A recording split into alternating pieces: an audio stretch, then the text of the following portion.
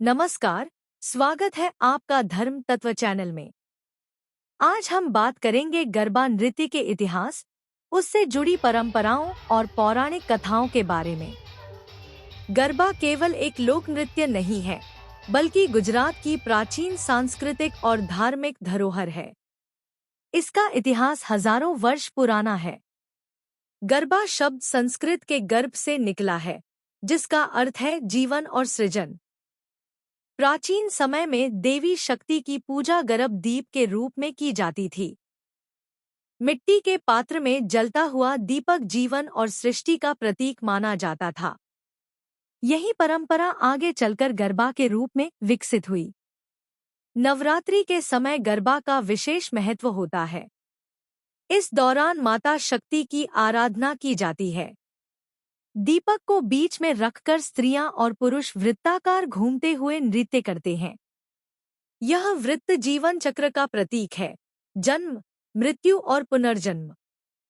नृत्य करते समय ताली और डांडिया का प्रयोग शक्ति और ऊर्जा के मिलन को दर्शाता है। इतिहास की दृष्टि से देखा जाए तो मध्यकालीन गुजरात में भी गरबा नवरात्रि का प्रमुख आयोजन रहा। सोलंकी और वाघेला शासकों के समय यह और भी प्रचलित हुआ। भक्तिकाल में जब श्री कृष्ण की भक्ति लहर पूरे देश में फैली, तब रास और डांडिया रास की परंपरा गरबा से जुड़ गई। कृष्ण और गोपियों के महारा को इसकी प्रेरणा माना जाता है। गरबा से जुड़ी कई पौराणिक मान्यताएं हैं। सबसे प्रसिद्ध कथा महिषासुर वध की है। मान्यता है कि मां दुर्गा ने 9 दिनों तक महिषासुर से युद्ध किया और 10वें दिन विजय प्राप्त की। इस विजय की खुशी में लोग उत्सव मनाते हैं और गरबा व डांडिया करते हैं। इस नृत्य को केवल आनंद और उत्साह का प्रतीक ही नहीं, बल्कि देवी शक्ति की विजय का उत्सव माना जाता है।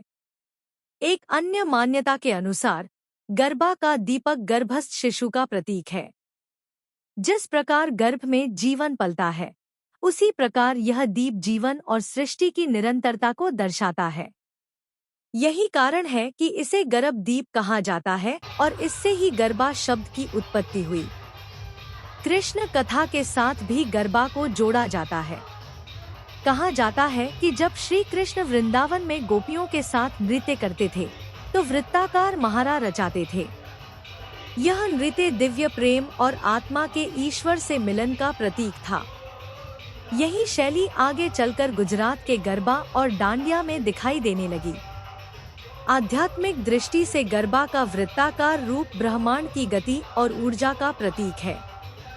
बीच में रखा दीपक परम शक्ति का प्रतिनिधित्व करता है और उसके चारों ओर नृत्य करते लोग आत्माओं का प्रतीक हैं।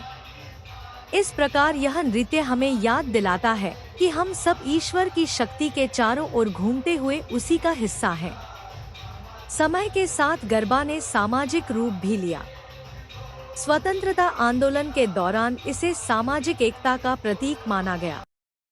इसमें सभी जातियों, वर्गों और उम्र के लोग एक साथ शामिल होकर नृत्य करते थे।